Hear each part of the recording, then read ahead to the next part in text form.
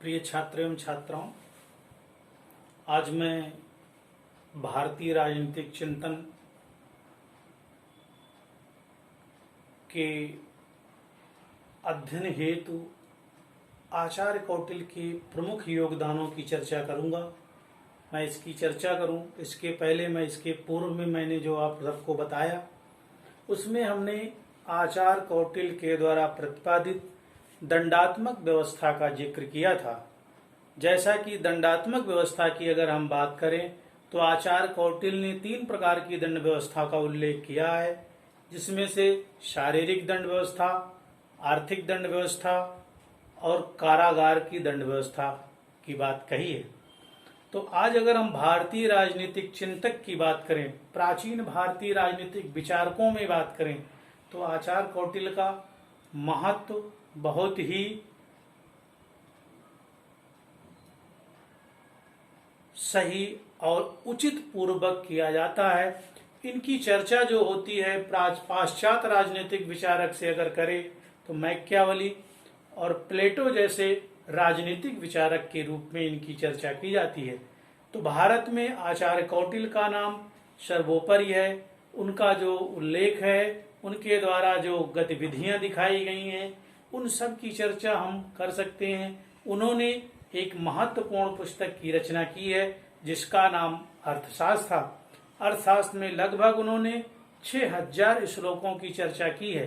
तो आज आइए देखते हैं कि आचार्य कौटिल्य के द्वारा राजनीतिक चिंतन में उनके क्या योगदान रहे, उन्होंने कौन कौन से शब्दों को संग्रह के रूप में दिया, भारतीय राजनीतिक चिंतन को एक जीवन धारा जो उन्होंने प्रदान की है, ऑक्सीजन का उन्होंने जो काम किया है, उन सब की चर्चा करते हैं और देखते हैं कि आचार्य कौटिल्य ने किन बिंदुओं के माध्यम से भारतीय राजनीति को योगदान प्रदान किया है। आइए इनका क्रमशः अध्ययन करते हैं।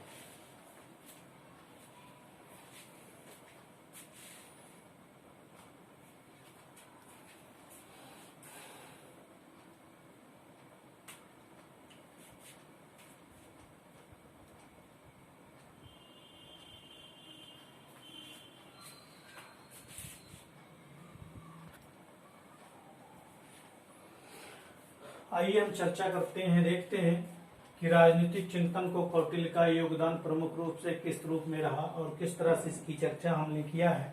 तो सबसे पहले देखते हैं पूर्वगामी राजनीतिक चिंतन का संग्रह एवं सार की बात की। पूर्वगामी का मतलब हम कह सकते हैं इसके पूर्व जो है हमने उसके राजनीतिक चिंतना का जो संग्रह था, सार था, उसका अध्ययन किया तो पाया कि आचार्य कौटिल्य ने भारतीय राजनीति को एक नई दिशा, एक नया मार्ग प्रदान करने का कार्य किया है।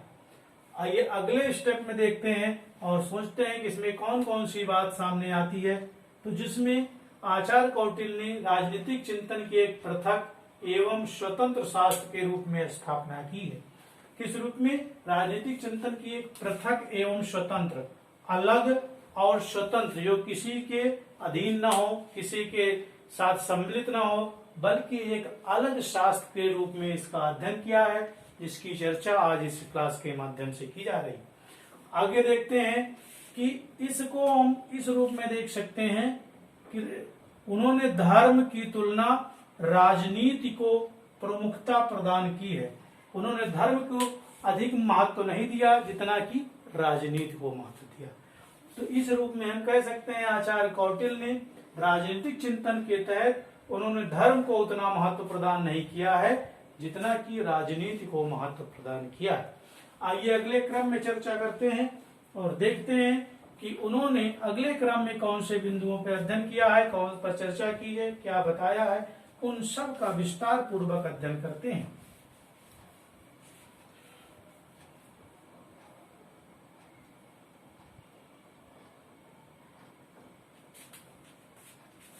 अगर चौथे बिंदु की बात करें तो नियोजित तथा मिश्रित अर्थव्यवस्था, मिश्रित अर्थ व्यवस्था। कौन व्यवस्था? अर्थव्यवस्था। 5वें नंबर पे अगर हम चर्चा करते हैं तो 5वां है लोक कल्याणकारी एवं समाज सेवी। लोक कल्याणकारी एवं समाज सेवी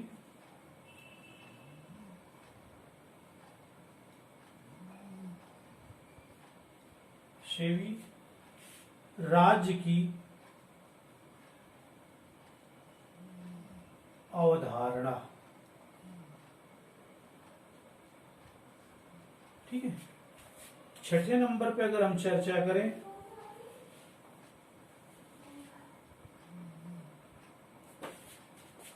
धर्मनिरपेक्ष राज्य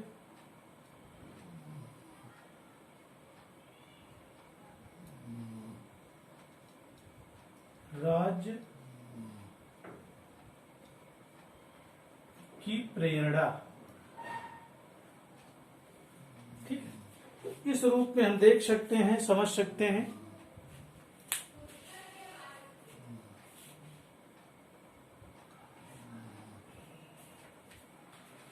यहां पर आचार्य कौटिल्य ने जो चर्चा की है, जो समझाया है, उन्होंने बताया है कि नियोजित तथा मिश्रित अर्थव्यवस्था, जो पहले से नियोजित है तथा मिश्रित अर्थव्यवस्था की बात की है कि भारत जैसे देश में नियोजित, पहले से सुनियोजित है कि कृषि यहाँ का प्रमुख केंद्र है, कृषि यहाँ की प्रमुख अर्थव्यवस्था है। उसके साथ साथ लघु उद्योगों की बात की जाती है, रोजगार की बात की जाती है, कारोबार की बात की जाती है, स्वरोजगार की बात की जाती है। तो भारत जैसे देश में एक प्रकार से मिश्रित अर्थव्यवस्था है, किसी एक क्षेत्र के ना करके, बल्कि हम समस्त आय के स्रोतों का अध्ययन करते हैं और देखते हैं कि यहाँ मिश्रित व्यवस्था को कारगर सिद्ध किया गया है। अगले क्रम में अगर हम चर्चा करें तो ये सामने आता है कि नियोजित तथा मिश्रित अर्थव्यवस्था होने के साथ साथ राजनीतिक चिंतन को एक उचित मार्गदर्शन करते हुए आचार्य कौटिल्य ने कहा था कि यह लोक कल्याणकारी एवं समाज सेवी राज्य की अवधारणा है।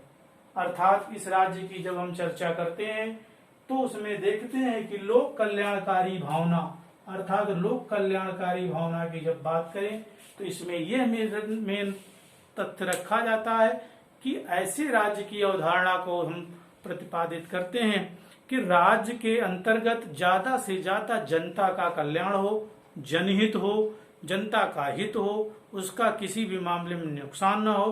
तो राज्य के द्वारा या राजा के द्वारा ऐसे कार्यों को किया जाए जिससे कि जनता सुखी हो, जनता का हित हो, जनता का कल्याण हो। और दूसरी बात समाज सेवी की बात की गई कि किसी जनता पर किए गए कार्यों को, जनता के हित के लिए कई कार्यों को हम एक समाज सेवा के रूप में स्वीकार करें। उस पर ना कोई उपकार हमारा होगा, ना ही हमारी कोई दया है, बल्कि हमारे द्वारा जो कार्य किया जाएगा वो समाज सेवा कहलाएगा। तो उन्होंने राजा को निर्देश दिया कि राजा इस प्रकार से होना चाहिए, समाज सेवी हो, लोक कल्याणकारी हो, जनता का हितकारी हो, जनता के दुख को अपना दुख समझे, जनता के सुख को अपना सुख समझे, यही उसका परम कर्तव्य होना चाहिए। तो उन्होंने उनकी इस विचारधारा ने भारतीय राजनीतिक चिंतन में एक जलते हुए दीपक में तेल का काम किया है। आइए अगले क्रम पर चर्चा करते हैं और देखते हैं कि उन्होंने कहा कि धर्मनिरपेक्ष राज्य की प्रेरणा, अर्थात उनके द्वारा जो व्यवस्थित राज्य व्यवस्था, मंडल सिद्धांत, साणगुण नीति, सप्तांग सिद्धांत, वो सब क्या है, एक प्रकार से धर्मनिरपेक्ष राज्य को प्रतिपादित करने के लिए, धर्मनिरपेक्ष राज्य को स्थापित करने के लिए कहीं न कहीं प्रेरणा के रूप में कार्य करते हैं, कहीं न कहीं हमें एक उपदेश देते हैं कि हमें किस प्रकार से धर्मनिरपेक्ष राज्य की व्यवस्था करना चाहिए और उसका विस्तार पूर्वक अध्ययन करना चाहिए। तो तमाम सी बातों को लेकर हम मान सकते हैं कि आचार्य कौटिल्य ने धर्मनिरपेक्ष राज्य की भी प्रेरणा दी है कि आने वाले भविष्य में उन्होंने भारत जैसे देश को एक धर्मनिरपेक्ष राज्य बनने के लिए जो प्रेरणा उन्होंने आज से 400 ईसा पूर्व पहले, 325 ईसा पूर्व पहले उन्होंने दी, वो आज एक कारगर सिद्ध हो गई है, सफल हुई है, और वो चीज आज भारत में दिखाई दे रही है। आइए अगले क्रम में चर्चा करते हैं और देखते हैं कि आचार्य कौटिल्य के द्वारा कौन से राजनीतिक चिंतन में योगदान का काम कर रहा है।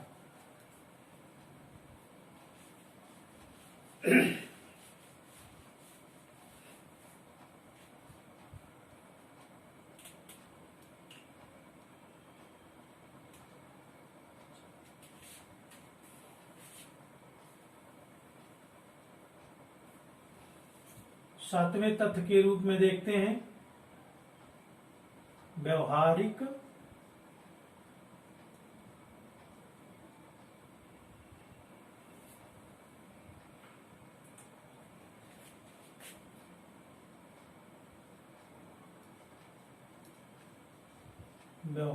राजनीति का जनक।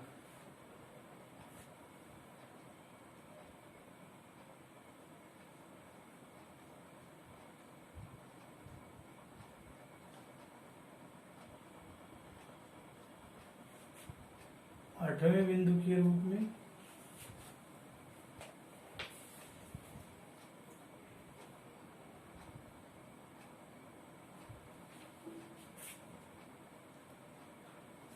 राजनीति और नैतिकता में संबंध विच्छेद।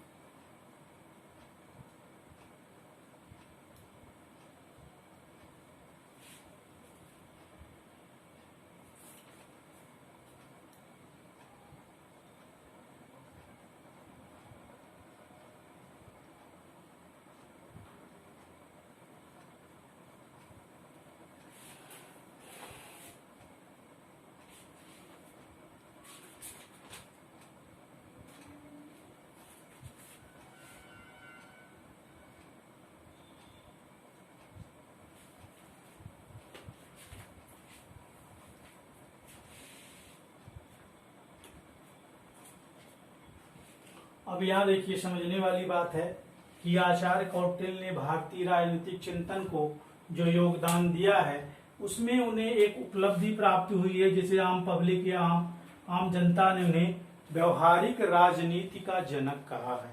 कैसी राजनीति का? जो व्यवहार में राजनीति की जाती है।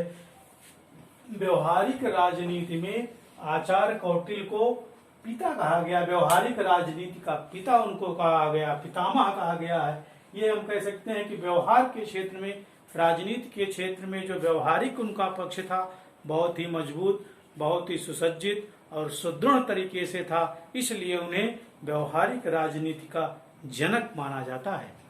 तो आचार्य कौटिल्य ने भारतीय राजनीतिक विचारक में उन्होंने जो थाट रखे हैं, जो विचार रखे हैं, वो एक भारतीय राजनीति को एक पिता के तुल्य जो बच्चों को निर्देश देना होता है, ठीक उसी प्रकार से उन्होंने भारतीय राजनीति को एक दिशा निर्देश दिया है और एक पिता का कार्य किया है, अर्थात वो व्यवहारिक राजनीति के जनक के रूप में प्रसिद्ध हुए हैं, विख्यात हुए हैं, जिसकी चर्चा आज हम इस क्लास के माध्यम से कर रहे हैं। आइए अगले क्रम में चर्चा करते हैं और देखते हैं कि राजनीति और नैतिकता में संबंध विच्छेद का जो क्षेत्र आता, दोनों में जो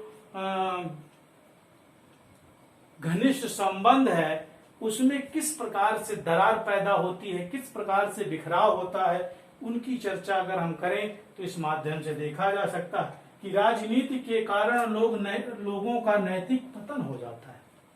जब हम रूसो को पढ़ते हैं तो रूसो ने साफ साफ कहा था, उसने जो निबंध लिखा था उसमें ये कहा था कि कला और विज्ञान के विकास ने मनुष्य के नैतिक पतन का जिम्मेदार है। अर्थात कला और विज्ञान के विकास ने मनुष्य का चारित्रिक पतन किया है। तो इस आधार पर हम कह सकते हैं कि वर्तमान में अगर इसकी चर्चा की जाए तो ये गलत नहीं है। आज की राजनीतिक व्यवस्था जो है नैतिकता को बिल्कुल दरकिनार कर दिया, उसके भी जो संबंध है वो दूर कोसों दूर दिखाई देते हैं। तो संबंध विच्छेद की बात है, जो राजनीति में कूद जाता है उसके अंदर नैतिकता नामक चीज नहीं रह जाती, वो नैतिकता से कोसों दूर हो जाता है। तो ये वर्तमान परिस्थितियों में हम देख सकते हैं, समझ सकते हैं, जान सकते हैं। आइए आगे चर्चा करते हैं। इसके अलावा भी अन्य उनके द्वारा भारतीय राजनीति चिंतन के रूप में प्रेरणा का स्रोत रहा है, जिसकी चर्चा हमने किया और समझा।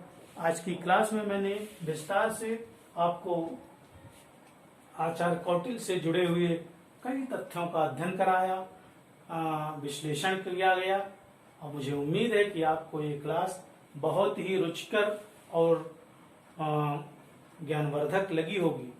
तो आगे हम चर्चा करते हैं कि अगली क्लास फिर हम एक नए तथ्य के साथ आपके सामने उपस्थित होंगे। तब तक के लिए धन्यवाद।